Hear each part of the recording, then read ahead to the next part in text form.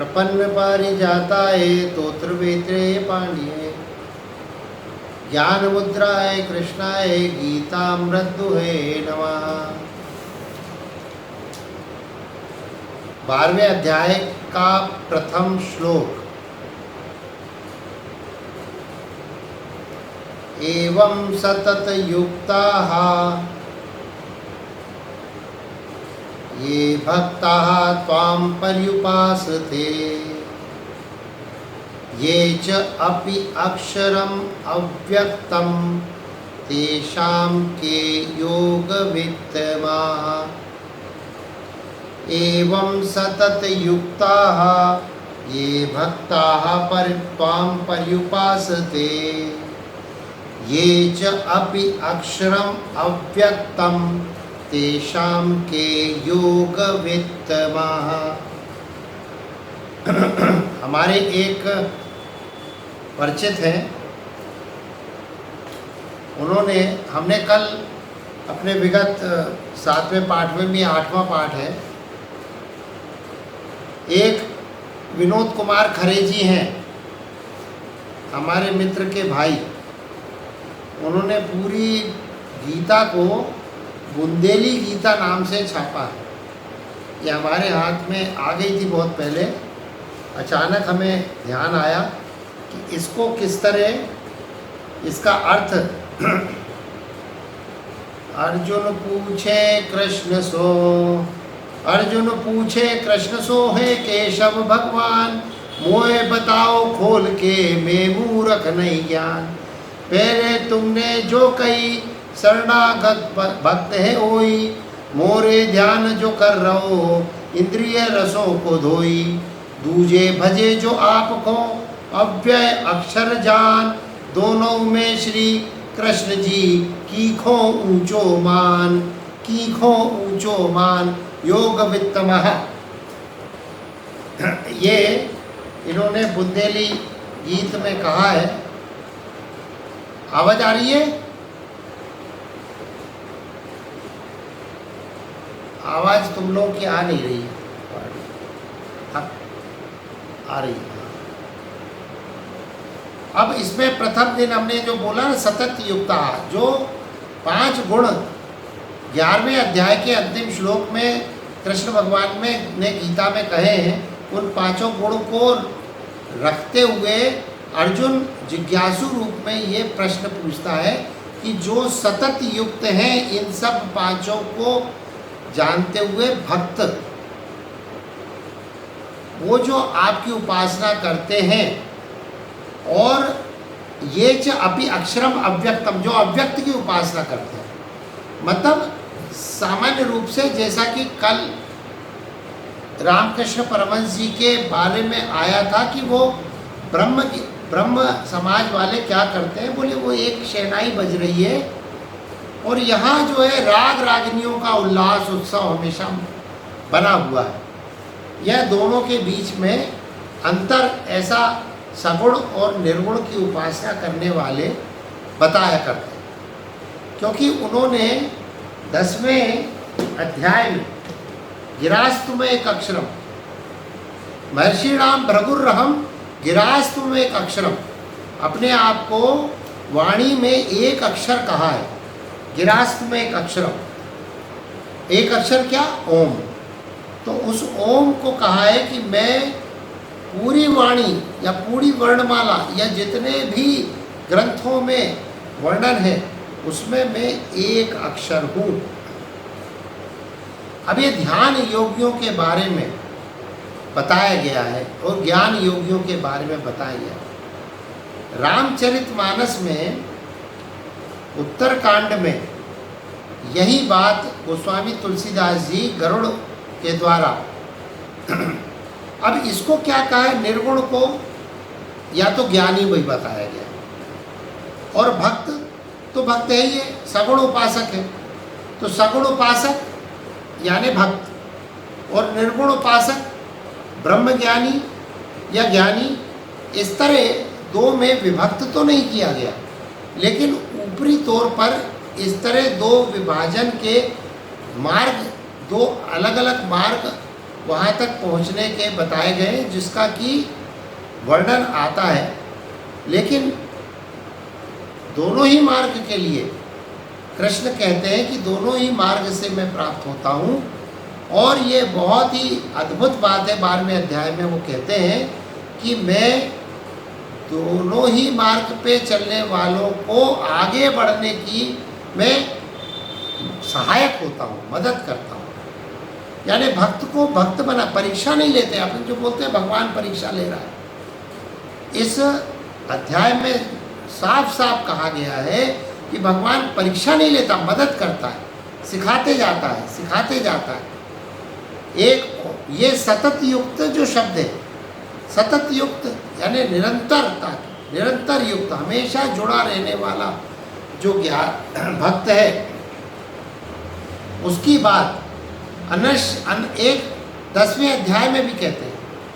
10वें अध्याय में कृष्ण भगवान, हमने ये पढ़ा है ना 9वें अध्याय में, कृष्ण भगवान ये योग क्षेमम वहाम्यम, LIC का जो नीचे उसका मोनो लिखा, वो उस मोनो के नीचे लिखा योग क्षेमम वहाम्यम, तो उसको वे अनन्यास चिंत्यो माम ये जनः पर्युपास्ते।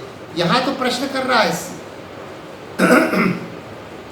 पर्युपास्ते त्वाम पर्युपासते, तुमको पूजते हैं जो लोग, तुम्हारा उपासना करते हैं, त्वाम पर्युपासते, अर्जुन पूछ रहा है। लेकिन वहाँ कृष्ण क्या कह रहे हैं 9वें अध्याय में, माम ये जनाः पर्युपास्ते अनन्याश्चिंत्यो माम, निश्चिंत होकर अनन्य भक्ति करते, अनकरप्टेड, जिनकी फाइल है, कोई वायरस नहीं है, अनकरप्टेड फाइल है, अनइंटरप्टेड भी और अनकरप्टेड भी, सतत युक्त, अनइंटरप्टेड और अनन्याश्चिंत्यो। कृष्ण कहते हैं अनकरप्टेड हो और भक्त कहता है अनइंटरप्टेड हो। ये दोनों अनकरप्टेड और अनइंटरप्टेड, निर्बल जो होगी, अनकरप्टेड, अनन्याश्चिंत्यो माम ये जना पर्युपास्ते, मुझे जो जन उपासना करते, तेषाम नित्याभियुक्ता नाम, उनकी जो नित्य युक्त रहते, नित्याभियुक्ता नाम।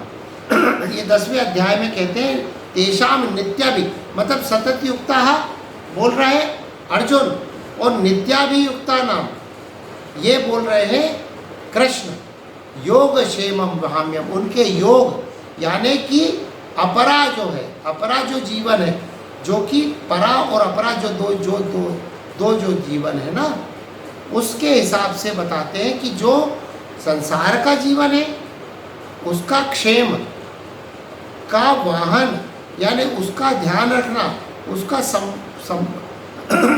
उसका हमेशा उसका संवाहक बनना का काम योग क्षेमम वहाम्यम, तेषाम नित्याभियुक्ता नाम, जो इस तरह से हमेशा नित्य युक्त रहते हैं, उनका योग क्षेम करने का कार्य ईश्वर स्वयं करते हैं। तो ये यहाँ पर कृष्ण स्वयं कहते हैं, ऐसा नहीं कि परीक्षा ले रहे, वो साथ में चल रहे हैं।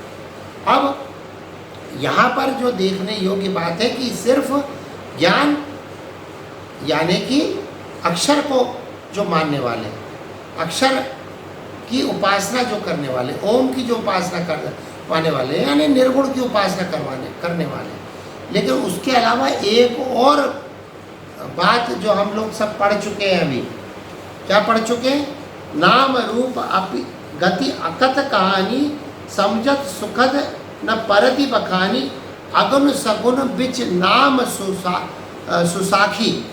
अगुण और सगुण के बीच में, यानी पहले तो अर्जुन पूछ रहा है कि सगुण उपासक श्रेष्ठ है कि निर्गुण उपासक श्रेष्ठ है, अक्षर की जो उपासना करते हैं वो श्रेष्ठ है कि राम और कृष्ण जो रूप की उपासना करते हैं वो श्रेष्ठ है।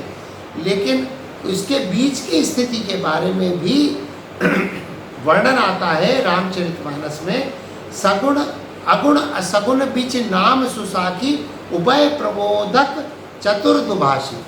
ये दुभाषी के रूप में, चतुर्दुभाषी, कि हम राम का नाम ले रहे हैं, हमने देखा कि वो एक राम नाम का जो उपासना करने वाले कुछ लोग हैं, राम लिखा रहता है और राम के ऊपर हम गए भी हैं उनके यहाँ, राम की उपासना करते हैं, नाम लिखा रहता है, नाम का ही ध्यान लगाते हैं। जिस तरह अक्षर का ध्यान लगता है, लेकिन वो राम में हो गया, मतलब वो अक्षर का तो उपासना कर रहे हैं, लेकिन सगुण उपासक का जो पर्याय है, जो द्योतक है, जो वाचक है राम, उसकी जो सगुण उपासक की का वाचक है, यानी कि राम नाम, उसकी उपासना करते हैं। तो ये एक बहुत बीच की स्थिति है, सगुण और अगुण दोनों के बीच की स्थिति है। अगुण सगुण बीच नाम सुसाखी उभय प्रबोधक चतुर दुभाषी, दुभाषी है, सगुण को और अगुण को जोड़ने वाला ये नाम जो राम, ये जो तुलसीदास जी ने बताया है, ये दुभाषिया के रूप में जो बताया है, ये बहुत अच्छा वर्णन इसमें रामचरितमानस में दुभाषी के रूप में आता है। लेकिन उत्तरकांड में पहुँचते पहुँचते ये जो है उपासना के बारे में, ये जो गरुड़ जी रामचरित्र कर रहे हैं, लेकिन काकभूषुंड जी गरुड़ को सुना रहे हैं। तो लेकिन गरुड़ क्या पूछते हैं? गरुड़ पूछते हैं ज्ञानी भक्तई अंतरकेता, उत्तरकांड में ज्ञानी भक्तई अंतरकेता, ये पूछते हैं कि ज्ञानी और भक्तों के बीच में अंतर क्या है, ये पूछते हैं। तो वो क्या उत्तर देते हैं काकभूषुंडी जी? काकभूषुंडी जी उत्तर देते हैं कि भक्ति ज्ञान ही नहीं कछु भेदा, भक्ति और ज्ञान के बीच में नहीं कोई भेद है, ज्ञानी भक्ति नहीं कछु भेदा। और अब ये बताओ, तुलसीदास जी ने गजब की बात की, क्या पूछा है? वो गरुड़ कैसे पूछते? ज्ञान ही भक्त ही अंतर केता, और उत्तर देने वाला भक्त है, तो बता भक्त ही ज्ञान ही नहीं कछु भेदा, मतलब जो जिस साइड में है वो उधर से उत्तर जवाब देता है। वो पूछ रहे हैं कि जैसे भोपाल वाले पूछेंगे भोपाल और जबलपुर के बीच की दूरी कितनी है, तो जबलपुर वाला उत्तर देगा जबलपुर और भोपाल के बीच की दूरी 250 किलोमीटर। मतलब जो जहाँ स्थापित है वो वहाँ से प्रश्न करता है, और जहाँ जो स्थापित है वो वहाँ से उत्तर देता है, उसकी श्रेष्ठता बताता है। काकभूषुंडी बोलते हैं भक्त ही ज्ञान ही नहीं कछु भेदा, गरुड़ पूछते हैं ज्ञान ही भक्त ही अंतर केता, तो ज्ञान और भक्त में क्या अंतर है, या भक्त और ज्ञान में अंतर क्या, अंतर नहीं है, वो उत्तर देते हैं। एक और बात यहीं पर आती है, जो बड़ी अटपटी है, और अटपटी इसलिए क्योंकि कृष्ण तो कहते हैं कि सगुण उपासक जो है सरल होता है। वो अगला जो श्लोक आएंगे दूसरा और तीसरा, उसमें हम पहुंचेंगे, लेकिन आशु ने लिबरल थोड़ा सा टाइम दे दिया है, तो हम 20 मिनट की जगह 30 मिनट ले लेंगे। तो इसमें बहुत अच्छा रामचरितमानस में और अटपटा बात की है, निर्गुण रूप सुलभ अति सगुण जान नहीं कोई, सुगम अगम नाना चरित सुनि मुनि मन भ्रम होई। अब सुगम अगम नाना चरित सुनि मुन मन भ्रम होई। अब तुलसीदास जी पूरी रामचरितमानस के बोलने कहने के बाद उत्तरकांड में बोलते हैं निर्गुण रूप सुलभ अति सगुण जान नहीं कोई। आप बताओ, हम यहाँ कृष्ण बोल रहे हैं कि सगुण रास्ता सरल है, निर्गुण रास्ता कठिन है, आगे चल के बोलने वाले जब कृष्ण उत्तर देंगे अर्जुन को। लेकिन यहाँ पर उत्तरकांड आते आते वो सगुण उपासक के सर्वश्रेष्ठ मंच पर, सर्वश्रेष्ठ स्थान पर जो विराजित है गोस्वामी तुलसीदास जी, वो क्या कहते हैं, निर्गुण रूप सुलभ अति सगुण जान नहीं कोई। और इसलिए कौन, मन भ्रम होई, सुनि मुन मन भ्रम होई, क्योंकि इसको जो सुगम अगम नाना चरित्र, इतने तरह के चरित्र हैं भगवान के कि सुनि मुनियों के मन में भी भ्रम हो जाता है। तब तो गरुड़ कहते हैं एक जगह, संशय सर्प ग्रसेउ मोहिता था। ये जब आते हैं ना तो गरुड़ को विष्णु भगवान भेजते हैं कि तुम काग भुषुंडी के पास जाओ, क्योंकि अहंकार जो है वही नष्ट होगा। और वही क्या, गरुड़ को ये अहंकार हो गया कि सर्प मैंने भगवान को बचाया, मैंने जो नागपाश भगवान के राम जी के आसपास था लंका कांड में जिसका वर्णन आता है, तो इसको एक संशय हो जाता है। अब आप बताओ, जो गरुड़ है वो नागपाश के को काटता है, लेकिन अंत में अहंकार जब नष्ट हो जाता है तो कहता है कि संशय सर्प ग्रसेउ मोहिता था। उस गरुड़ को सर्प, जो कि गरुड़ जो है सांप को खा रहा है, वो सांप जो है गरुड़ को खा जाए, संशय बन के आ जाए। तो इसलिए गोस्वामी तुलसीदास जी कहते हैं सुगम अगम नाना चरित सुनि मुनि मन भ्रम होई। भ्रम जो है बहुत बड़ा संशय है, भ्रम जो है बहुत बड़ा सर्प है, किसी को भी ग्रस सकता है। इसलिए उल्टा कहते हैं, इसको विस्तार हम बाद में कभी करेंगे और पूछ के करेंगे। हम किसी विद्वान से पूछेंगे कि भैया निर्गुण को सुलभ कैसे कहा, निर्गुण रूप सुलभ अति। ये गोस्वामी तुलसीदास जी निर्गुण रूप को सुलभ क्यों थे, सगुण जान नहीं कोई, जबकि कृष्ण भगवान स्वयं कहते हैं कि सुगम जो है सगुण रूप जो है सुगम है। तो ये जो है, ये जो बात है, इसको करने की बात बड़ी अटपटी जो बात यहाँ पर गोस्वामी तुलसीदास जी ने की है।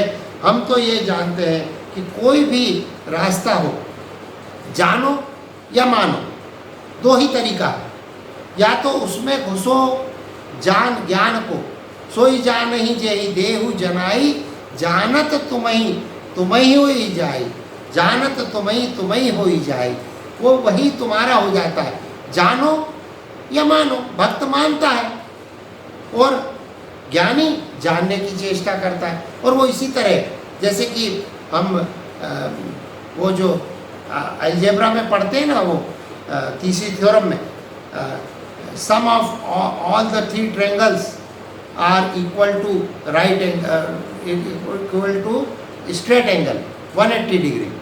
तो वो पहले मानता है कि ये ऐसा ट्रायंगल है और ये ऐसा एंगल है, और उसके बाद ये मानने के बाद और फिर QED होता है जब जान जाता है। तो पहले तो मानना ही पड़ेगा और उसके बाद जानना पड़ेगा। लेकिन ये जो गिरा मस एक अक्षरम, ये च अपि अक्षरम अव्यक्तम तेषाम के योग वित्तमान। मुझे तो लगता है कि ये जो बात है, और यही जो बात है कबीरदास जी, कबीरदास जी का हम भजन अभी अपने व्हाट्सएप ग्रुप में भेजेंगे, ठाकुर भावधारा में भेजेंगे। और इससे अद्भुत बात तो जो कबीरदास जी निर्गुण उपासक माने जाते हैं, और कबीरदास जी ने गाई है, निर्भय निर्गुण गुण रे गाऊंगा गाऊंगा। ये कुमार गंधर्व ने गाया है। कुमार गंधर्व देवास में रहते थे, और देवास में उनके फेफड़ों में इन्फेक्शन था, तो उन्होंने अपनी एक छोटे छोटे वाक्यों की विधि निकाली, गायन की विधि निकाली, और उसमें इतना अद्भुत गाया है। हम अभी भेजेंगे निर्गुण उपासना की विधियां जो उन्होंने गाई है। निर्भय निर्गुण गुण रे गाऊंगा गाऊंगा, मूल कमल दृढ़ आसन बांधू जी, उल्टी पवन चढ़ाऊंगा। उल्टी मतलब ये जो ध्यान धारणा करते हैं, ये जो ध्यान धारणा से उस तक पहुँचते हैं, उस अव्यक्त तक पहुँचते हैं, उस अक्षर परम अक्षर उस अनंतनाथ तक पहुँचते हैं, उसकी उपासना जो की है कबीरदास ने, और उसको इतनी छोटी सी बात में उस तरह बता दिया है। निर्भर निर्गुण गुण रे गाऊंगा, मूल कमल दृढ़ आसन बांधू जी। मतलब मूल में जो कमल है, कमलासन है, जो सबसे पहले वो जिसको कहते हैं, क्या कहते हैं, कुंडली को जागृत करने की बात है। उल्टी पवन चढ़ाऊंगा, उसको चढ़ाने की कोई विधि है। और ये निर्मल वो जो एक वो जो है निर्मला देवी का जो योग है, उसका मेरे ख्याल है उसमें कुछ लोग पारंगत हैं। तो वो और मन ममता को थिर कर लाऊंगा, मन ममता को थिर कर लाऊंगी। पांचों तत्व मिलाऊंगा, पांचों तत्वों को मिलाऊंगा। इंगला पिंगला सुखमन नाड़ी जी, ये नाड़ियों का भेद दिखाएंगे। इंगला पिंगला, तीर बेनी पर हो जाऊं और पर हो नहाऊंगा। तिरवेनी पर, कौन सी? इंगला पिंगला सुखमन नाड़ी। ये थोड़ा सा मैं उस तरह विस्तारित कर रहा हूँ जो अक्षर की बात करते हैं। इंगला पिंगला सुखमन नारी, त्रिवेणी पर मैं नहाऊंगा, ऐसे त्रिवेणी पर। अब ये जो है सगुण उपासक कहाँ आते हैं? उस त्रिवेणी पर। माघ मकर गति रवि जब होई, तीरथ पति जाए सब कोई। ये जो तुलसीदास जी ने वर्णन किया है, वहाँ पर इकट्ठे हुए रामचरित्र का सगुण उपासना हो रही है और लोग डुबकी लगा लगा के नहा रहे हैं प्रयागराज की त्रिवेणी में। लेकिन यहाँ पर कौन सी त्रिवेणी बता रहे हैं? वही निर्गुण त्रिवेणी। कौन सी? इंगला पिंगना सुषुम्ना को सुखमन नाड़ी जी, तीर बेनी पर नहाऊंगा। 5-25 पकड़ मगाऊ जी, एक ही डोर लगाऊंगा। सबके ममता ताग बटोरी, मम पर सगुण उपासक क्या कह रहा है? सबके ममता ताग बटोरी, मम पद बांधी जन डोरी। मतलब मेरे पद पर, वो पूरा स्पष्ट याद नहीं आ रहा, मम पद बांधी बंद जोड़ी, मतलब सबके ममता ताग बटोरी। और यहीं पर ये कह रहे हैं 5-25 पकड़ मंगाऊंगा। 25 कौन से? 3 अवस्था 3 गुण, पंच तत्वों की 3 ही अवस्था 3 गुण, 30 ये हो गए और 5 तत्व हो गए। और फिर एक ही डोर लगाऊंगा। 36 ये बनाते हैं, 36 पे चढ़कर, 36 जो है 36 भक्ति, इसके 36 पे ध्यान, 36वां क्या? मन। तो इसमें एक ही डोर लगाऊंगा। इन सबको बांधकर एक डोर लगाऊंगा, एक डोर। सगुण उपासक भी वही कह रहा है। मन ममता को स्थिर कर लाऊं, स्थिर करके। सबके ममता ताग बटोरी, मम पद बंधु बांध बड़ जोड़ी। सुंदर डोरी बांध के। वही अगुण उपासक, निर्गुण उपासक क्या कह रहा है? एक ही डोर लगाऊंगा। शून्य शिखर पर अनहद बाजे जी, शून्य शिखर पर। अब वो फिर वहां पहुंच गए। शून्य शिखर पर अनहद बाजे जी, राग 36 सुनाऊंगा। 36 राग कौन सी? 3 अवस्था 3 गुण, 3 अवस्था और 3 गुण के तीनों कौन से? सत रज तम। ये जो है इनकी 3 अवस्थाओं के पंच तत्वों में सत रज तम को जोड़ते हुए 15 ये, और 15 वो जागृत सुषुप्ता अवस्था और सुषुम्ना अवस्था, जागृत निद्रा सुषुम्ना अवस्था, ये 3 अवस्था 3 गुण। तो ये 36 कुल मिला के जो होते हैं 5 तत्व, और 15-15 30 और 1 मन, ये मिला के जो 36 है। राग 36 ही सुनाऊंगा। वहाँ जाकर राग 36 ही सुनाऊंगा। अनग राग यहाँ पर निरंतर जागृत है, उस पर एक डोर पर, शून्य शिखर पर। तो ये जो बात है निर्गुण करता है और सगुण भी वही बात करता है, लेकिन इनमें अंतर क्या है? तो फिर इस तरह ये निर्भय निर्गुण गुण रे गाऊंगा। अब भक्त बीच में आए। अब कबीरदास जी कब हुए? कबीरदास जी कब हुए? ये बिल्कुल जैसे निर्गुण और सगुण भक्त जो है, निर्गुण भक्तों के बीच में भक्ति काल में सैंडविच्ड है। आज हम सोच रहे थे कि भक्ति काल कबीर दास से प्रारंभ होता है और गुरु नानक पे समाप्त होता है। अब समाप्त अपन ना माने, क्योंकि उसके बाद ठाकुर भावधारा आ गई, लेकिन एक साहित्य के भाषा में जब हम देखते हैं तो वहाँ से लेकर यहाँ तक 17वीं सदी तक जब आता है तो वो भी एक ओंकार सतनाम निर्भव, क्या निर्भव निर्भय, वो भी निर्भव कह रहे हैं। एक ओंकार सत कर्तापुर, एक ओंकार सतनाम कर्तापुर निर्भव निर्भय। यहाँ पर भी निर्गुण उपासक राम का नाम तो ले रहे हैं, क्योंकि राम का नाम तो वो भी ले रहे हैं। कोई कहे राम राम, कोई खुदाया, ये तो कह रहे हैं ना कबीरदास, ये भी कह रहे हैं कोई कहे राम राम, लेकिन वो उपासक निर्गुण है। ऐसे ही कबीरदास, ऐसे ही गुरु नानक निर्गुण उपासक है, लेकिन सगुण नाम ले लेके कर रहे हैं। दुभाषिया का नाम ले रहे हैं, दुभाषिया की ओर बीच बीच में जा रहे हैं, और बीच में तुलसीदास, मीराबाई, रसखान और बाकी समर्थ रामदास, ये सब सैंडविच्ड हैं निर्गुण के बीच में। तो एक पूरी जो उपासना पद्धति है, जो ये भक्ताम त्वाम पर्युपासते ये च अपि अक्षरम अव्यक्तम तेषाम के योग विद्यमान, तो ये वे जो बात पूछी गई है, ये दोनों निर्गुण और सगुण दोनों तरफ निर्गुण है, और उसके बीच में सैंडविच के रूप में सैंडविच्ड है सगुण उपासना और सगुण उपासना। और अब ये कैसे है, शून्य से ये राग कैसी जब है, एक ही डोर लगाऊंगा अनंत बाजे, शून्य शिखर पर चढ़ गए। शिखर पर और कौन चढ़ा है?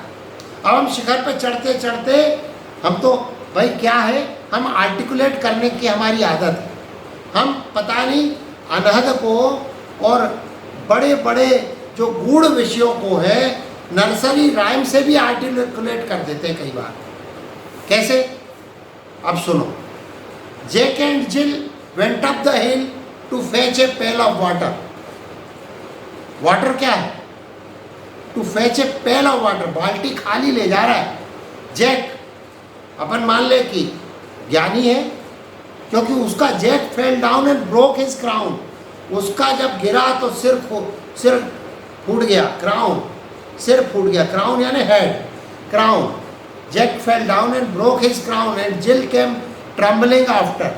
और ज्ञानी और भक्त में ऐसा सामंजस्य है कि ज्ञान और भक्ति को अलग अलग नहीं किया जा सकता, क्योंकि ज्ञानी जब आएगा तो उसके पीछे पीछे उसकी भक्ति, क्योंकि बिना ज्ञान संपूर्ण ज्ञान ना हो, लेकिन ज्ञान भक्ति, किसकी भक्ति करना है, इसके ज्ञान की भी तो आवश्यकता है। और ज्ञान को यदि ग्रंथ में अक्षर में भक्ति नहीं है ज्ञानी को, तो वह ज्ञानी हो ही नहीं पाएगा, क्योंकि ज्ञान का कम से कम ज्ञानी का अक्षर के प्रति सम्मान, अक्षर के प्रति भक्ति, अक्षर के प्रति आत्मवान भी होना है, तो आत्मा के प्रति भक्ति, अपने आप के प्रति भक्ति, आत्मसंतुष्टि, त्वमसि कहने के लिए भी एक भक्ति की, ग्रंथ के प्रति भक्ति, उसके लेखक के प्रति भक्ति, कहीं ना कहीं भक्ति का संवरण, भक्ति का साथ में लेके चलना पड़ेगा। तो Jack and Jill went up the hill to fetch a pail of water, went up the hill, शून्य शिखर पर अनर्ध बाजे, शून्य शिखर पर 36 रागों को सुनाने के लिए जब कबीरदास चढ़ता है तो ज्ञानी जैक भी चढ़ता है, और fetch a pail of water, बाल्टी खाली बाल्टी लेके चढ़ता है, इसलिए उसका सिर खुल जाता है। खाली खो पड़ी, खो गई है इसलिए पड़ी है, राजेश्वरन जी कहते हैं। लेकिन एक अद्भुत बात, ये जो जल लेने जा रहा है, वो जल लेने जा रहा है, तुलसीदास जी कहते हैं प्रेम भगति जल बिनु रघुराई, अभी अंतर मल कब न जाए। प्रेम की भक्ति में के जल में नहाए बिना अभी अंतर मल कब न जाए, अंतर का मल कभी नहीं जा सकता। अब यहाँ राम जी, तुलसीदास जी उस जल को, जिसको जैक एंड जिल लेने जा रहे हैं, ऊपर चढ़ रहे हैं बाल्टी भर के जल लाने के लिए, और चूंकि उनके में मादा नहीं है इसलिए वो तो खाली बाल्टी लेके उनका सिर खाली लौटाता है। लेकिन भक्ति प्रेम भगति जल बिनु रघुराई, अभी अंतर मल कबहु न जाई। और एक जगह और कहते हैं राम भगति जल मम मन बीना, ये गरुड़ ने कहा है। क्या हुआ, गरुड़ के पास लोकम ऋषि जो है निर्गुण की उपासना करने वाले, और गरुड़ जो है ये काकभुषुंडी सगुण की उपासना करने वाले। अब दोनों का मेल होता है। उसकी कथा उत्तरकांड में आती है। लोकस ऋषि जो है वो सगुण उपासक को प्रणाम करके कहते हैं कि मैं तो तुम्हारी परीक्षा ले रहा था, क्योंकि वो नाराज भी होते हैं और वो कहते हैं कि बार बार पूछते हैं राम भगति जल मन मम मन मीना किमि बिल गाई मुनीस प्रवीणा। अब वो निर्गुण उपासना को बढ़ावा देते हैं, लेकिन काकभुषुंडी कहते हैं कि राम भक्ति जो है जल है, और मेरा मन जो है वो उसके अंदर मछली की तरह रह रहा है, और उससे अलग मैं कैसे हो सकता हूँ। मुनीस प्रवीण, लोकस मुनीस को है प्रवीण मुनीश, तुम बताओ कि राम भक्ति जल है, उससे मेरा मन जो है मैं मछली के समान हूँ, मैं उससे बाहर नहीं निकल सकता। ये काकभुषुंडी कहते हैं। अब हालांकि वो पहले गरुड़ को समझाते हैं भगत ही ज्ञान ही नहीं कछु भेदा, अंतर नहीं है, लेकिन उनका मन जो है वो मछली की तरह उस राम भक्ति के जल में रहना चाहता है, जिसको लेने के लिए शिखर पर ऊपर चढ़ रहा है। कौन, Jack and Jill went up the hill, ये शून्य शिखर पर वो निर्गुण है, वो निर्गुण की उपासना करना चाह रहा है। लेकिन निर्गुण की उपासना करने में भी कबीर दास जी पहले ही वाक्य में क्या कहते हैं, निर्मल निर्गुण गुण रे गाऊंगा। निर्मल निर्गुण का भी गुण रे गाऊंगा। आप निर्मल निर्गुण का भी मैं गुण गाऊंगा बात कहते हैं। तो ये जो बात कही गई है, लेकिन उन दोनों की बात का सामंजस्य स्थापित करते हुए, उन दोनों की बातों का समर्थन करते हुए, और जैसे मिश्रित भाव बनाते हुए दोनों को एक ही प्लेटफॉर्म पे लाकर गोस्वामी तुलसीदास जी उत्तरकांड में ये जो है मानते हुए कृष्ण की बात के भी अलग बात करते हुए कहते हैं विमल ज्ञान जल जब सो नहाई, जल जब सो नहाई तब रह राम भगति उर आछाई। अब ये कितनी अद्भुत बात है कि ये दिमाग से हम सब इस उत्तर के साथ इस बात को निकाल दें। भले ही अर्जुन ने प्रश्न पूछा कृष्ण से, लेकिन उत्तर तुलसीदास जी देते हैं अर्जुन के प्रश्न का। एवं सतत युक्ता ये भक्ता त्वाम पर्युपास्ते ये च अपि अक्षरम अव्यक्तम तेषाम के योग वित्तमः, तेषाम के योग वित्तमः। ये जो है सतत भक्तों की उपासना करने वाले और ज्ञानी लोग जो कि निर्गुण की उपासना करते हैं, उनमें श्रेष्ठ कौन है, उनमें अच्छे कौन है, जो कि बुंदेली लोकगीत गीत के द्वारा भी हमारे खरे साहब ने पूछा है। विमल ज्ञान जल जब सो नहाई तब रह राम भगति उर्छाई। विमल निर्मल ज्ञान के जल में जब जो नहा लेता है, उसके मन में राम की भक्ति छा जाती है। शीतल सुखद छाह जई कर की मेटति पाप ताप माया, निशिवासर तह कर सरोज की सतत युक्ता, निशिवासर तह कर सरोज की चाहत तुलसीदास छाया। वो जिस छाया की बात कर रहे हैं उसके लिए विमल ज्ञान की आवश्यकता है। विमल ज्ञान जल जब सो नहाई, वो सिर्फ विमल ज्ञान के उसमें नहाने की आवश्यकता है। और यही बात जो है स्वामी विवेकानंद अपने पत्र में लिखते हैं, पवित्रता, अभी देखो दृढ़ता और उद्यम, ये तीनों ही गुण, एक किसी को अपॉइंट कर रहे हैं। इंग्लैंड में एक समिति का निर्माण किया है और उसमें मिस्टर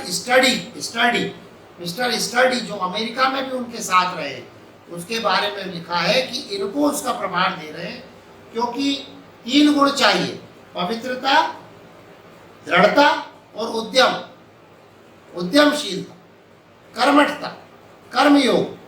अभी आशु चित्त के मल की बात है। चित्त मल को शुद्ध करने के लिए, चित्त शुद्धि के लिए जो बीच की स्थिति है उसको हम बाद में लेंगे कभी, लेकिन एक छोटे से वाक्य में बता दें कि चित्त मल को शुद्ध करने के लिए कर्म की आवश्यकता है, निष्काम कर्म की, सेल्फलेस वर्क, सेल्फलेस एक्ट की आवश्यकता है। तो ये एक प्रथम टायर है और आगे बढ़ते बढ़ते कैसे ध्यान योग पर पहुंचना, इसकी भी बात हम करेंगे। आशु एक दिन पूछ रहे थे कि मेडिटेशन का क्या तरीका है, क्या है, वो तो नहीं मालूम, लेकिन एक जरूर बात आती है, अद्भुत बात, साधना की तैयारी नाम की पुस्तक, ये बहुत अद्भुत बात है जो तुम पूछ रहे थे प्रश्न, इसका उत्तर है। इसमें एक स्थान पर वर्णन है कि हम सामान्य रूप से जिस स्थान जिसकी हम लोग इंतजार करते थे, समुद्रे शांत कल्लोले स्नातुमिच्छति दुर्मति, समुद्रे शांत कल्लोले स्नातुमिच्छति दुर्मति। दुर्मति को क्या होता है कि समुद्र के किनारे बैठा रहता है कि ये समुद्र की जो लहरें हैं, ये लहरें उठना समाप्त हो जाएं, ये किल्लोल जो लहरें हैं ये आना समुद्र का समाप्त हो जाए तो मैं स्नान कर लूं।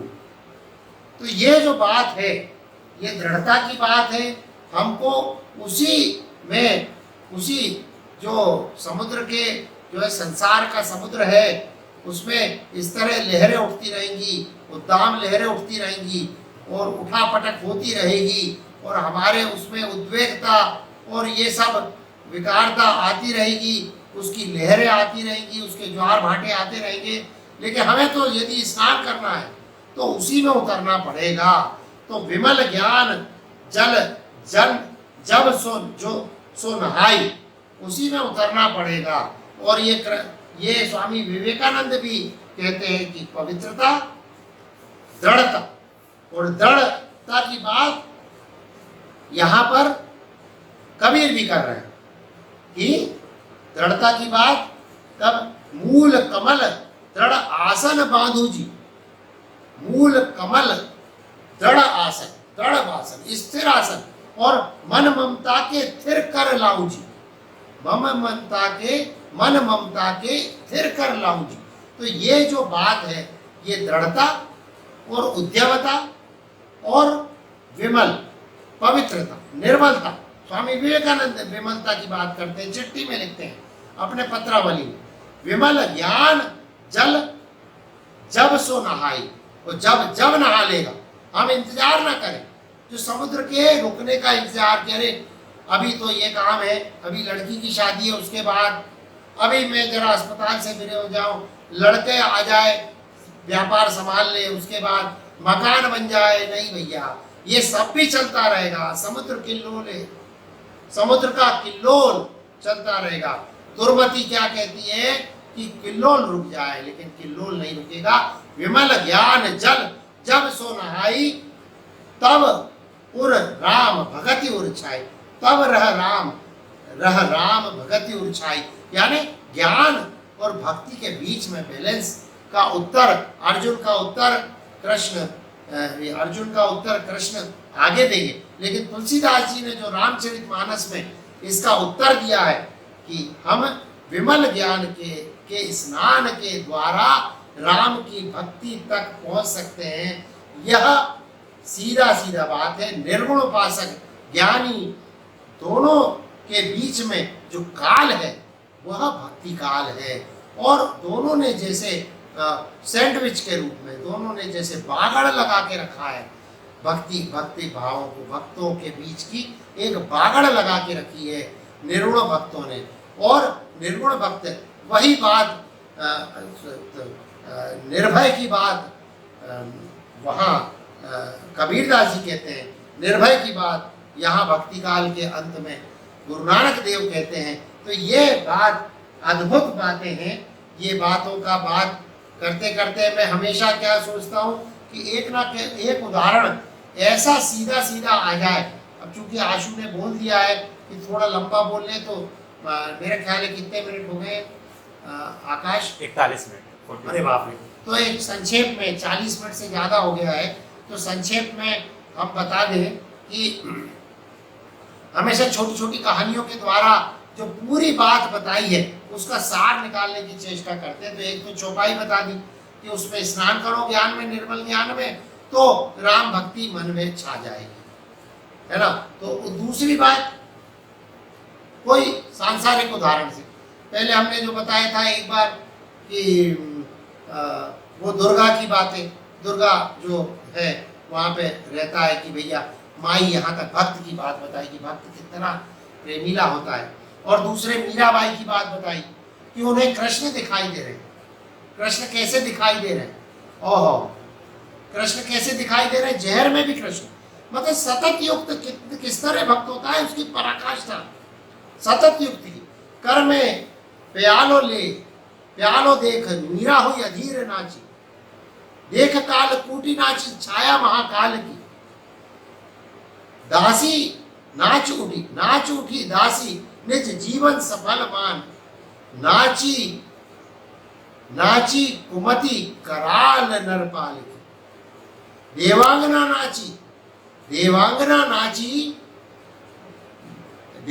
नाची उछालिए मानस में, नाच उठी आनंद से देह मुंड माल की, नाच उठी आनंद से देह मुंड माल की। और नाची नयनन की पूतली प्याले बीच, नाची नयनन की पूतली प्याले बीच, पूतली में नाच उठी मूर्ति गोपाल की। राजेश्वरन जी इतना अद्भुत रूप से गा के सुनाते हैं।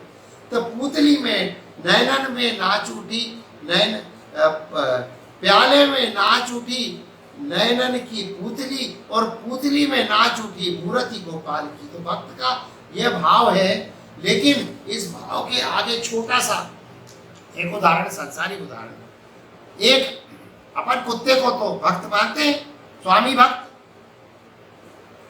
अब किसी को काटता था, एक स्वामी के साथ रहता था, अपने घर में रहता था।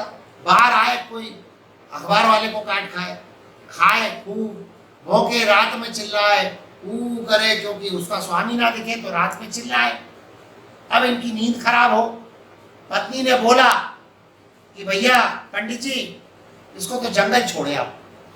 अब पंडित जी क्या नहीं, इसको कहीं छोड़े आप, दूसरे मोहल्ले में छोड़े आए कुत्ते को। कुत्ता तो भक्त, रास्ता देख के फिर चला आया, घर में आ गया। अच्छा, ये कहानी मुझे बहुत पसंद है, कई जगह बताते हैं हम, इसलिए ये फिट भी बैठ रही है निर्गुणों सगुणों, ज्ञानी और सगुण भक्त के बीच में। अब क्या हुआ, खाना वाना तो खिलाते ही थे, थोड़े दूर दूसरे मोहल्ले में छोड़े आए, फिर आ जाए। उसने किसी ने बोला कि जंगल में छोड़े आओ उसको।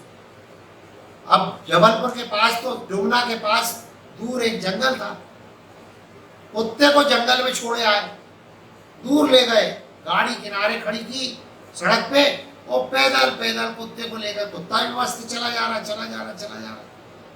कुत्ता तो स्वामी भक्त। अब एक पंडित जी ज्ञानी बोले आप यहां से नहीं आ सकता।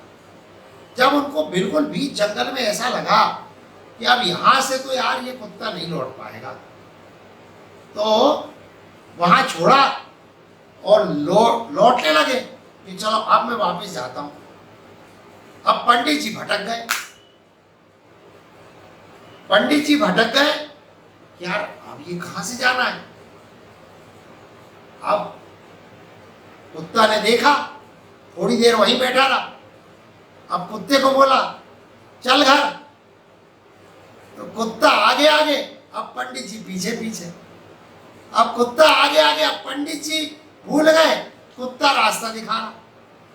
अब भक्त को छोड़ने गए, भक्त रास्ता दिखा रहा ज्ञानी को, और मुश्किल से भैया कि भैया ऐसे भटक गए थे जंगल में कि भैया भक्त ने ही रास्ता दिखाया, वो भक्त लेके लौट के लेके आया। तो ये स्वामी भक्ति और ज्ञानी पुरुष की छोटी सी कहानी, मेरा ख्याल है आज की बात यहीं तक, और बस यही समाप्त करते हैं। अब तुम लोगों की बात हमें सुनाई नहीं दे रही है क्योंकि बीच में कार्तिकेय का फोन आ गया था, तो इसमें कुछ ऐसा ये है कि कुछ सुनाई देता, कुछ सुनाई नहीं देता। अब रिकॉर्डिंग यदि ठीक से सुनाई नहीं दिया हो तो इसके 8वें पार्ट की रिकॉर्डिंग होगी और उस रिकॉर्डिंग को हम फिर सुना देंगे। लेकिन एक बात कह के हम अपनी बात को समाप्त करेंगे कि ये भक्त और ज्ञान यानी गीता ज्ञानियों की क्या ग्रंथ है, और बंसी कृष्ण की बंसी भक्त की बंसी है। तो भक्त और ज्ञानी के बीच में इतना सामंजस्य बिठाते हुए एक कवि ने कहा है, वो कवि कौन है तुम लोग सब जानते हो, श्री जगदीश जी जोशी जी। बांसुरी का छंद गीता में समाया, या कि गीता बांसुरी ही बन गई है। बांसुरी का छंद गीता में समाया, या कि गीता बांसुरी ही बन गई है। भक्ति क्या है, ज्ञान क्या है, ये कुछ नहीं जानते। भक्त ज्ञानी है, ज्ञानी भक्त है। बस यही आज का पहला जो श्लोक है, यहाँ 12वें अध्याय का समाप्त होता है। हम अगले श्लोक की व्याख्या आगे करेंगे।